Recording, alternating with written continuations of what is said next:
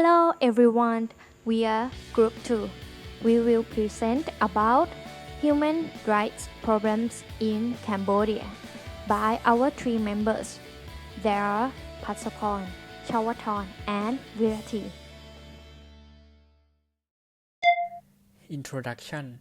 Cambodia stands as one of the countries in the ASEAN community as a country experiencing severe human exploitation issue, most of which set back to a pattern and result from historical occurrences such as the Khmer Rouge and royal dictatorship that has ruined the lives of many. Next, Human Rights Watch claims that there is still an unfairness of power relations within the circle of the authority that are exploiting and abusing minority and weaker groups. Furthermore, a number of corruption activities are constantly present and a blind eyes on the matters of inequality and power intimidation toward media and political influences is of the norm in the political and power structure of Cambodia. Among these issues, famous topics that have surfaced globally are the problem of sex trafficking of women and children, land eviction, as well as the violence against minority groups such as the LGBT community. So, we move to the table of the content.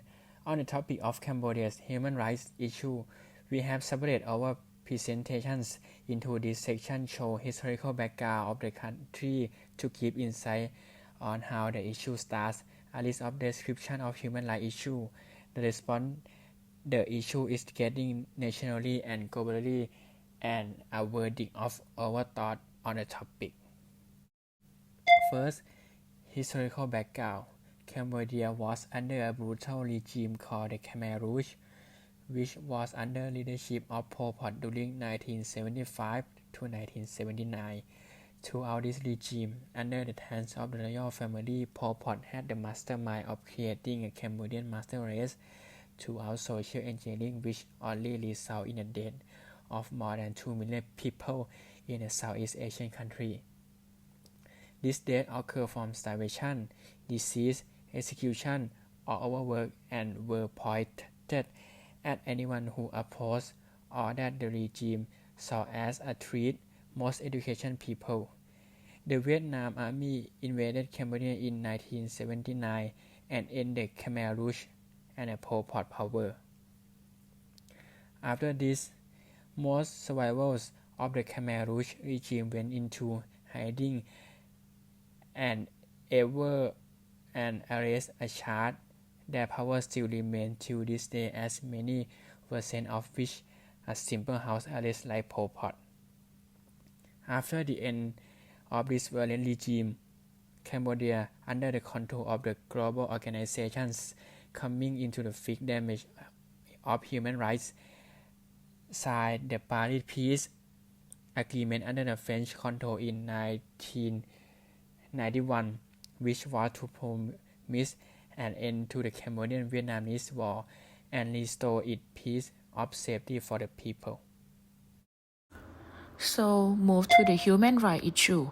We have 5 topics consist of freedom of assembly and expression, weak judiciary system, forced eviction, women's rights, and LGBT rights. Here we start with the first type of human rights issues, which is freedom of expression and assembly. Lack of media, resource, and ability to express about the country, governments, and people in power are greatly present. Campaign against freedom of expression prove the backward acceleration from previous effort and promise for human rights. Cambodian constitution is seen as a deliberate attempt to restrict assembling and expression against the ruling group. Internet censorship is one of the most prominent aspects of Cambodian. Restriction of access and expression and many inside the country are conditioned by information that is only approved by the government. Second type of human rights issue is weak judiciary system. Judiciary system in Cambodia remain corrupted, inefficient, and almost completely controlled by Cambodian People Party.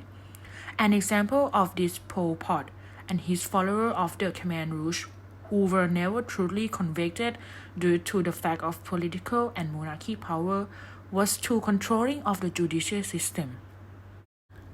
Next, forced eviction. Forced eviction in Cambodia is a big issue for human rights activists as many are left homeless, and the law does not carry any help in resisting exploitation of housing and forced eviction. Land ownership is a big issue in Cambodia, and the middle of the lower class are experiencing severe problems as their lands and homes are being taken. Next is women's rights. Cambodia still embeds very strict gender roles which result in degrading and abuse against women. Domestic violence is a serious issue and worse. Human trafficking is very prominent with female and child victims. Sex and child sex tourists. It's still a large part of Cambodia's economic structure. The last type of human rights issue is LGBT rights. In 2010, Cambodian Center of Human Rights issued the Sexual Orientation and Gender Identity Project in order to put awareness and bring back human rights for all people in LGBT community in Cambodia. Although Cambodia does not criminate same-sex activity, people from LGBT community act a lot of rights that cis hetero Cambodia receive inherently. This includes the country institution defining marriage as an activity between man and woman and prohibition of same-sex marriage. They not only experience abuse socially, which makes them incapable of doing mundane activities like others, but they also unfairly abused by law. Cambodia has many occurrences of police officers charging and blaming people from the LGBT community for illegal acts as a facade. Many become scapegoats and are forced into corrupted system and need to buy off their freedom. Many same-sex couples also experience unfair charge that police come and split their relationships due to call from family. This makes them the true obsessively of LGBT people have with Cambodian force become north. Article police arrive to stop lesbian couples cultural marriage as family of both sides continue to fight for the ceremony to happen. Okay, moving to result or response from national and global political organizations. Since the adoption of the Constitution in 1993, the UN has appointed a special representative of the Secretary General for Human Rights in Cambodia, and the UN High Commissioner of Human Rights has opened a Cambodian office. These institutions, alongside local and international human rights groups, have documented a wide range of human rights violations with limited resources in terms of reform and redress. That being said, the power that the UN has with the ruling government is scarce and the resource of rights exploitation is still present. And this, the middle one. Another transnational organization that has looked into the human rights issue in Cambodia is ASEAN. Under the ASEAN Human Rights Declarations AHRD, members of the organizations follow the key orders in ensuring the correct inherent rights of all humans in the country. Phnom Penh itself placed a statement on the adaptations of the AHRD, confirming that they will adopt the AHRD, affirm their commitment in the building back the human rights of their citizens, and reaffirm further that it is kept intact even in the future. Okay, moving to the last square one. Moreover, the U.S. Department's Office to Monitor and Combat Trafficking in Persons placed the country in Tier 2 in 2017 as they did not comply with the restrictions and abolishment of the sex trafficking of women and children for their sex industry. The US law enforcement authorities have also taken the issue of exploitation of human rights through sex trafficking into a sharing, as it is found that many victims are being sold to American customers, both to the US and the Americans who living in Cambodia. And the last one. There is a clear image that Cambodia is struggling with a pandemic of human rights abuse, which those outside the ruling class are severely experiencing. Furthermore, the research shows that the victims exploited are heterogeneous and consist of many minority groups, most of which only having in common is social class at most. This, in fact, can be seen to be caused by not only a dictated but also capitalist state that give the ruling class a tremendous power to use state tools in a very forward and violating manner.